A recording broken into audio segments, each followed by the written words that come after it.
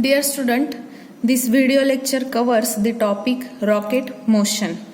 In this lecture, we will calculate maximum height and velocity attained by the rocket.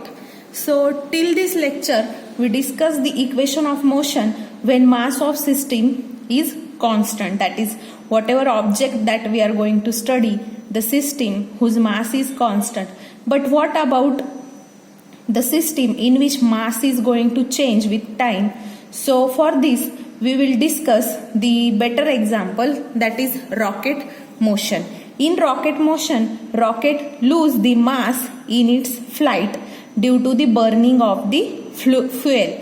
That is, whatever fuel that rocket is going to consume or use to fly, that due to which the mass of rocket is lose. The exhaust gas, due to burning of fuel, whatever exhaust gas is released, that gas provides the acceleration to rocket to attain the high velocities. And since these velocities in rocket motion are very much less than the velocity of light or speed of light, so this discussion is restricted to non-relativistic mechanics, because when object is moving with the speed of light, then that system is studied relativistically. That is another mechanics. But in rocket motion, the velocities are restricted to the velocities which are less than the speed of light or velocity of light. Therefore, we will discuss this motion in non-relativistic mechanics. So, let's say this is a rocket which is fired vertically. So a rocket fired from the earth, which will always be affected by the gravitational pull of the earth, because of which this rocket motion is based on some assumption, in which first two assumptions are very similar to the projectile motion. Those we have already discussed. That is, first assumption is the acceleration due to gravity is constant. Then second assumption, which was also included in projectile motion, then second assumption is effect of rotation of earth is negligibly very small. This was also assumption that we have considered in the projectile motion. And the third assumption that was not considered in projectile motion, but here we are going to consider this assumption: the effect of air resistance is negligibly very small in case of rocket motion, because rocket is launched in a space where the effect of air resistance is very small or it is absent in this space. So it is taken as negligibly very small, so it is neglected. So these are three assumptions in which this rocket motion is based. Now we will consider a rocket. This is a rocket which is projected or propel, or we can say launch. This rocket is projected along the vertical direction. This is vertical direction. So this rocket is launched in a vertical direction, and this is launched by burning the fuel. So let's consider capital M as the mass of this rocket. Then V is the velocity of the rocket at time of instant small t. And the mass of rocket, total mass of rocket, is considered as mass of this rocket's vehicle plus mass of the fuel. This is fuel tank denoted by some lines. So this mass of fuel plus mass of this vehicle is nothing but total mass of the rocket. V is velocity of rocket at time t. Then let's say in the time interval delta t, mass of rocket is reduced by amount delta m, because since fuel is burning, there is reduction in fuel. So ultimately there is reduction in the mass of the rocket. Therefore, in particular time of instant delta t, the mass of rocket is reduced by amount delta m due to the burning of the fuel and the extraction or expulsion of an equal amount of exhaust gas. So due to burning, exhaust gas is released which is in equal amount. So because of this reduction in the mass of rocket, the velocity of the rocket is increased by amount, let's say delta V. Since mass is reduced, the velocity of rocket will increase. So this is by increase is by amount delta V. And let's say small u is the velocity of exhaust gas related to the rocket. So small u is velocity of whatever exhaust gas which is released due to the burning of fuel, which gives acceleration to our rocket. So due to which the relative velocity of this exhaust gas which is related to the stationary frame of the earth. So the relative velocity of exhaust gas which is related to stationary frame of earth, that velocity, relative velocity of exhaust gas is calculated as the velocity of rocket V minus velocity of exhaust gas U. That is V minus U is nothing but relative velocity of exhaust gas, where U is velocity of exhaust gas and V minus U is relative velocity of exhaust gas which is related to stationary frame of the earth.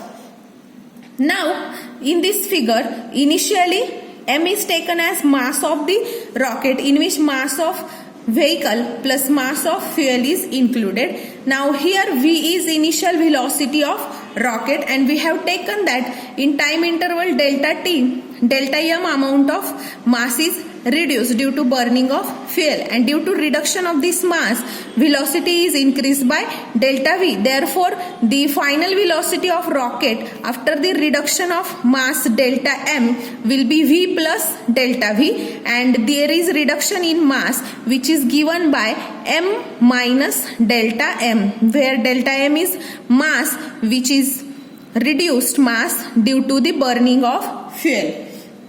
Now here if we apply the law of conservation of momentum, so according to law of conservation of momentum, what is law of conservation of momentum? That total momentum is equal to, or initial momentum is equal to final momentum. So we will apply this law of conservation of momentum. So here initial momentum is given by, let's say, P, and now this is the initial momentum. After the reduction of delta m mass in the rocket, the final momentum is taken as momentum of this vehicle or momentum of rocket plus this momentum of the gas or momentum of the fuel which is reduced, means the final momentum is addition of these two momentum, that is P1 and P2, and initial momentum is P, and definition of momentum is mass into velocity. So initial momentum is calculated as P is equals to m into V, because m is mass and V is velocity. So according to law of conservation of momentum, P is equal to P1 plus P2, that is initial momentum will be equal to final momentum, and final momentum is addition of two momentum P1 and P2. This is momentum of a rocket and this is momentum of a rocket due to the reduction of fuel. So momentum of this exhausted gas or the fuel tank which is detached by the rocket. So let's put the values of momentum. P is nothing but m into V. Now what will be P1? P1 will be momentum of this rocket. So there is reduction in mass. So this will be mass and this will be velocity. So P1 will be m minus delta m into V plus delta V. This will be value of P1, and P2 will be this mass into this velocity, that is nothing but P2 momentum. So plus, what will be P2 momentum? Delta M into V minus U. Now let's simplify these brackets. We will get M into V plus M into delta V minus delta M into V minus delta M delta V plus delta M into V minus delta M into U. So after simplification, if you observe this term M into delta V, and here these two terms delta M into V and delta M into V, these are opposite in sign, so this will get cancelled, and we are neglecting delta M into delta V because they are very small. So neglecting since very small. Okay, so we are neglecting this term and these two terms get cancelled. Now here on LHS there is M into V and this M into V. So this will also get cancelled. Here 0 equals to, what are remaining terms now? M delta V minus delta M into V. This implies me M delta V is equals to delta M into U. But there is a reduction in the mass. So this delta M indicates the reduction in the mass due to burning of fuel. So we will take negative sign to this term. So I have to write this as M delta V is equals to minus U into delta M, where negative sign implies me that there is reduction in mass due to burning of the fuel. We have taken negative sign. In book there is little bit mistake. They have directly taken here negative sign, but this comes positive. We put negative sign to delta M to indicate that there is reduction in the mass due to the burning of the fuel. So this is negative. Now to this, if you observe this M delta V, which is equal to minus U delta M. Let me write that term again. That is M delta V is equals to minus U delta M. So now let's divide by delta T. Dividing by delta T, we will get M delta V upon delta T is equals to minus U delta M upon delta T. Now I will take limit delta T tends to 0. Now if you limit this delta T to 0, we will get this ratio as a finite difference. So by limiting this delta T to 0, I will get M dV upon dt is equals to minus U dm upon dt. Since we limited delta T to 0, we will get definite difference, that is dV upon dt and dm upon dt. This comes from mathematics. You know these things. So this equation, let me call this as equation 1, and this is differential equation. Differential equation for rocket motion. Now constant gravitational field is acting in opposite direction to velocity. So we have to include that constant gravitational field in equation 1. So including constant gravitational field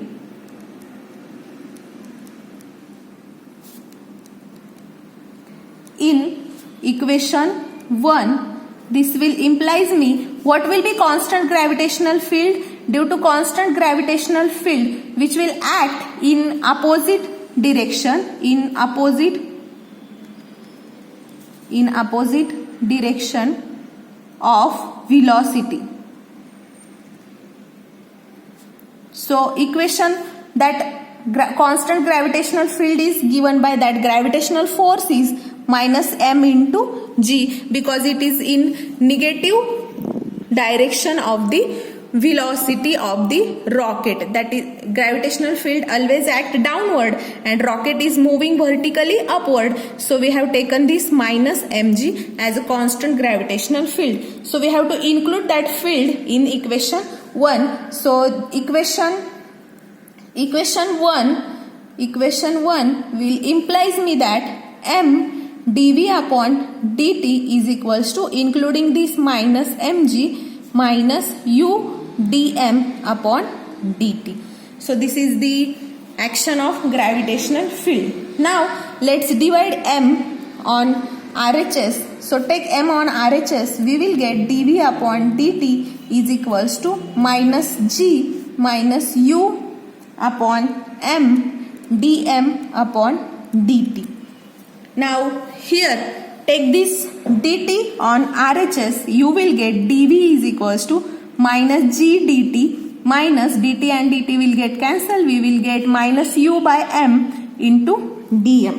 Now let me call this as equation number 2 and integrate this equation. So after integrating this equation, so here we are going to integrate. So let me write integral dv minus g integral dt, minus u will be constant, 1 by m dm and its integral. So this integral will be v is equals to minus g, integration of 1 will be t, minus u, integral of 1 by m with respect to m will be ln m, and constant of integration c1, where c1 is constant of integration. Okay, so c1 is constant of integration. Let me call this as equation 3. Now to calculate c1 we have to use initial condition. So using initial condition,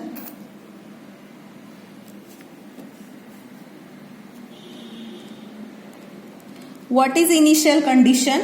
That initial condition is at t equal to 0, v will be equal to 0 and mass will be m naught. Okay, so let's put this initial condition in this equation 3. What we will get? V is equals to, now v is 0 means 0 equals to t is 0 minus u ln of m naught plus c1. This implies me that c1 is equals to u ln m naught.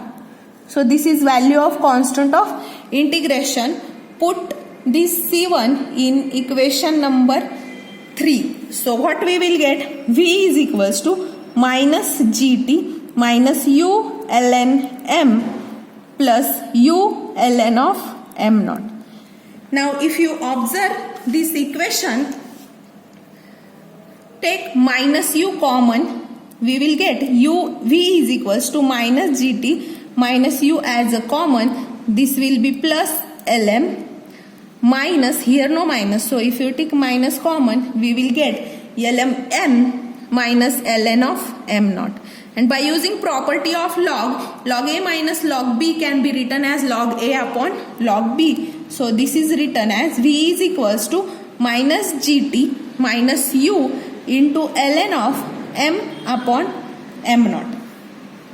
So this is the velocity of the rocket. Let me call this as equation number 4. So here this m naught is defined as the initial mass, that is mass that we have taken very initially. So this m naught is nothing but mass of vehicle plus mass of fuel, where mv is mass of vehicle and mf is mass of fuel. And m naught is initial mass at t equal to 0, means when rocket is not launched At that time m naught is taken as initial mass. Now let's say fuel is burned at constant rate, that is alpha. Let fuel is burned at constant rate, means rate of burning of fuel is taken as alpha. So due to this burning, mass is reduced with time, right? So since fuel is burning, mass is reduced with time, due to which alpha is defined as dm upon dt, that is rate of loss of the mass with respect to t, and it is taken as negative to indicate that there is reduction of the mass due to burning of the fuel. So from this I can write, this implies me that dm is equals to minus alpha into dt. So this is dm. Now if I integrate this equation, now integrate this dm, you will get integral dm is equals to minus alpha integral dt. So here this integral will be m is equals to minus alpha t plus, let's say constant of integration is now C2, which is calculated by using initial condition. So using initial condition, now here what is initial condition? At time t equals to 0, when rocket is not launched, the initial mass was m, that is m will be equal to m naught. So we have to put this value in this equation when t is equal to 0. So m will be m naught. We will get m naught is equal to 0 plus C2. This means C2 is equals to m naught. Now put this C2 in this equation. Put value of C2, we will get m is equals to minus alpha t plus m naught. So I can write this as m is equals to m naught minus alpha t. So this is total mass of the rocket. Let me call this as equation 5. Now put equation 5 in equation number 4. Now if you observe our equation 4, it is this equation. So we have to put value of m in equation 4. What we will get? U is equals to ln. Now here what will be value of m? M naught minus alpha t upon m naught. So this is the change in equation 4 after the substitution of value of m from equation number 5. So this can be written as, I will divide by m naught to whole bracket. So what we will get? We will get v is equals to minus gt minus u ln 1 minus alpha t upon m naught divided by this m naught. So let me call this as equation number 6. So this equation 6 gives us the instantaneous velocity of the rocket in vertical direction. So equation 6 gives instantaneous velocity of rocket in vertical direction.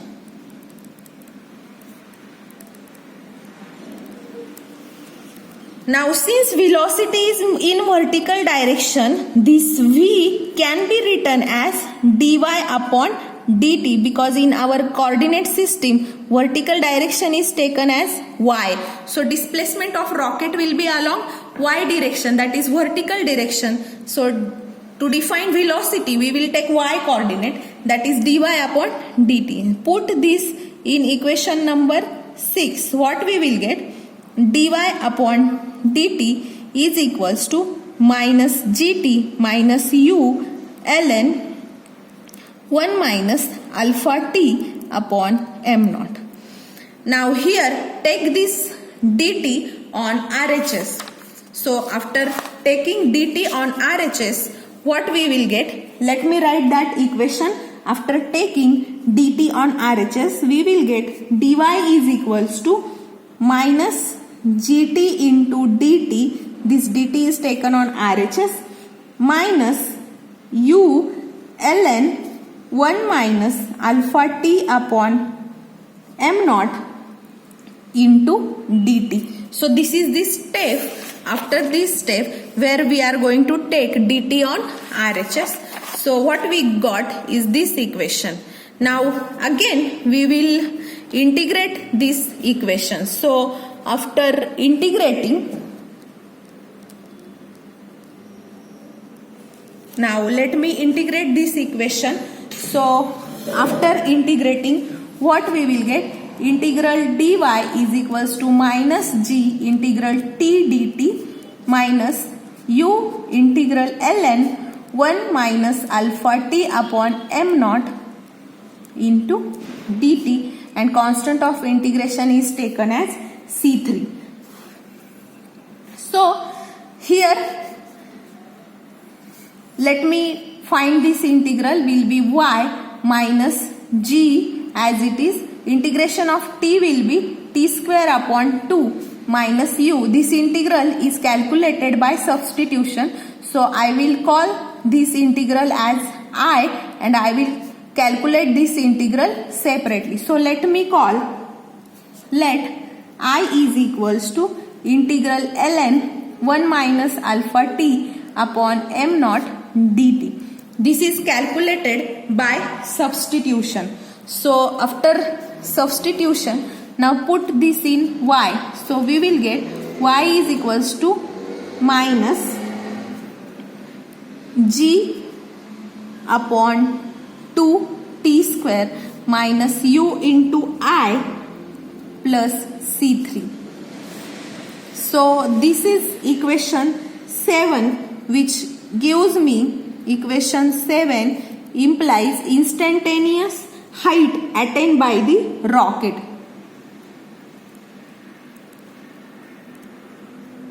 Instantaneous height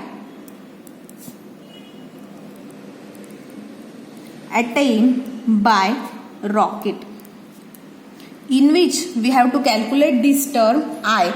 So let's calculate this integral. This integral is calculated by substitution. So put here x is equals to 1 minus alpha t upon m naught. So what we will get? Dx is equals to minus alpha upon m naught into dt. So this implies me, I have to replace this dt by dx. So this implies me dt is equals to minus m naught upon alpha into dx. Now we have to put this dt over here and this as a x over here. So what we will get? Integral ln of x dx into this constant that I will write over here, minus m naught upon alpha. So we will get I is equals to, this is constant, let me take it outside, m naught upon alpha integral ln x dx. Now you know this integration, integral ln x dx is x ln x minus x. So this is standard integral whose formula is x ln x minus x. So let's substitute that integration as x ln x minus x. We will get I is equals to minus m naught upon alpha into x ln x minus x. Now put value of x. What we will get? I is equals to minus m naught upon alpha. What is x? X is this. So put x. We will get 1 minus alpha t upon m naught into ln 1 minus alpha t upon m naught. I am putting value of x minus 1 minus alpha t upon m naught.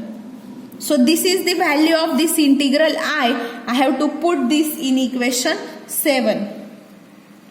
So put it in equation number 7. So by putting in equation 7, now this is equation 7. We have to put value of I in equation number 7. So by substituting this I into equation 7, we will get y is equals to minus 1 by 2 gt square plus, now this minus and this minus, we will get plus. Therefore I am writing here plus u m naught alpha. So I will write m naught u alpha into this term plus C3, right? So into 1 minus alpha t upon m naught ln 1 minus alpha t upon m naught minus 1 minus alpha t upon m naught, bracket complete, plus C3. So this is the value after the substitution that we got over here. So let me call this as equation number 8. Now here we will use the initial condition.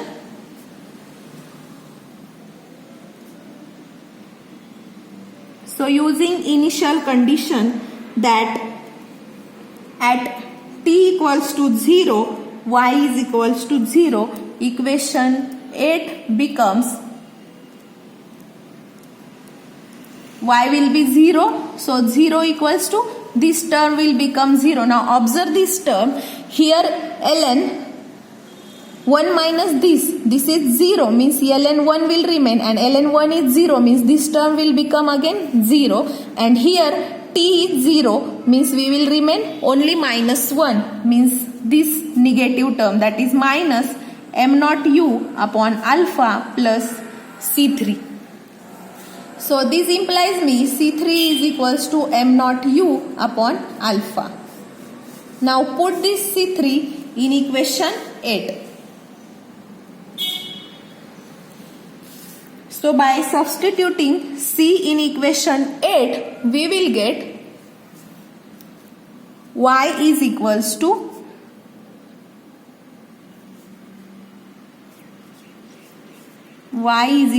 minus half gt square plus m naught u upon alpha into 1 minus alpha t upon m naught ln 1 minus alpha t upon m naught. Big equation we will get 1 minus again alpha t upon m naught plus what is C3, m naught u upon alpha. Now from these two terms, take m naught u upon alpha common, we will get minus 1 by 2 gt square plus m naught u upon alpha in bracket 1 minus alpha t upon m naught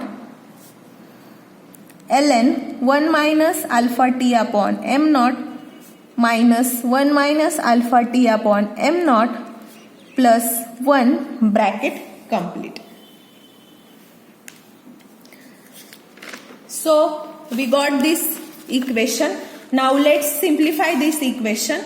Now here put u outside and take this m naught u inside the bracket. Multiply by m naught u inside the bracket. We will get 1 by gt square plus u into, multiply inside, we will get m naught upon alpha. Here alpha upon m naught upon alpha, this will get cancelled. So minus t ln, again same term we will get. So here this will remain as it is, 1 minus alpha t upon m naught. Here minus m naught upon alpha minus m naught upon alpha minus plus alpha upon m naught and m naught upon alpha will get cancelled, only t will remain, plus m naught upon alpha. So bracket complete. Now this term, two terms will get cancelled and we will get a simple form y equals to 1 by 2 gt square plus u into. Now rationalize this. So after rationalization we will get m naught minus alpha t, make base same, you know that procedure. So here I am doing that procedure again, here also I am doing same procedure, that is m naught minus alpha t upon m naught plus t. So this is the equation. Let me write it in particular way, u into t. First I am writing t and then I will write remaining terms. So we will get this equation which gives instantaneous height which is attained by the rocket.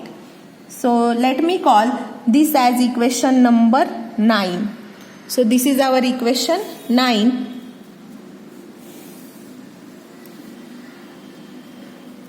Now rocket will attain maximum velocity at time t.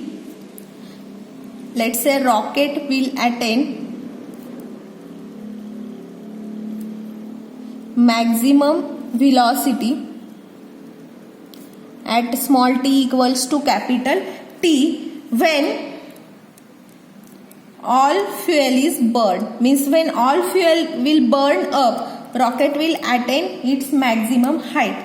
Thus at t equals to capital T, the total mass of rocket will be remain only mass of vehicle, because mass of fuel will become 0. Since all fuel is burned up, its mass will become 0. Therefore m will be equal to mv. Therefore equation 5 will implies me that, what was our equation 5? This was our equation 5. M equals to m naught minus alpha t. M equals to m naught minus alpha t. Now let's take alpha t on LHS. We will get alpha t equals to m naught minus m. Now here, since m is equals to mv, substitute the value of m as mv. We will get alpha t is equals to m naught minus mv. Now you know that m naught is nothing but initial mass, which is nothing but addition of the mv and mf. Since m naught is equals to mv plus mf, if you put this over here, that is mv plus mf minus mv. So mv will get cancelled with mv and this will implies me that alpha t is equals to mf, that is mass of the fuel. From this alpha t equals to mf, I can calculate the rate of burning of the fuel, that is alpha, which is nothing but mf upon t. So this is nothing but the alpha, that is rate of burning of the fuel. Thus the height attained by rocket at time t is obtained by equation 9. So equation 9 that we have calculated gives us the height attained by rocket at time t. So let's substitute this value of alpha. So we know that equation 9 is, let me write equation number 9. Equation 9 is nothing but y is equals to minus 1 by 2 gt square plus, I am going to multiply This is equation 9. Multiply by this u inside the bracket. I am writing that step. So you have to multiply by u inside the bracket and write that step separately. So equation 9 implies me this. I am writing by multiplying u inside the bracket. So we will get ut plus u into m naught upon alpha minus t ln 1 minus alpha t upon m naught. Now since alpha is equals to mf upon t, we will get y is equals to substitute alpha in each term. So if you substitute value of alpha, you will get, first I will write ut minus this term half gt square plus u into, now put alpha as mf upon t at t equals to capital T. This means alpha is taken as mf upon capital T. Okay. Now we have to put, instead of t, we have to put capital T over here. So substitute this. What we will get? In alpha put capital T, we will get small t as it is. Here we will get m naught upon mf into this t will come on numerator minus t ln 1 minus this alpha is as mf upon capital T and this t upon m naught. Now take here minus sign common. You will get y is equals to ut minus 1 by 2 gt square minus u into t minus m naught t upon mf ln 1 minus mf t upon m naught capital T. So this is our equation number 10, which gives us the instantaneous height attained by the rocket after burning of the whole fuel. Means when there is end of fuel, this will be the maximum height attained by the rocket. Attained by rocket. In textbook there is mistake. This u is missing. So this u should be there. In book this u is missing. Make this correction. Please note down this mistake. Now rocket is usually carrying the payload. What is payload? So payload is nothing but the carrying capacity of the vehicle or rocket or aircraft, which is usually measured in the weight. So this payload is depend on the nature of a flight. It can be satellite, space probe or spacecraft. So rocket usually carries payload. So this payload and the empty rocket have fixed mass ratio, and that ratio mf upon mv, which will have practical limit. Means if you have to attain this particular height, this ratio mass of fuel upon mass of vehicle will have some practical limit, which will depend on the payload of the rocket. What is payload? It is the carrying capacity of the rocket or a launched vehicle. So there will be having some particular limit on mf upon mv, this ratio, to attain particular height.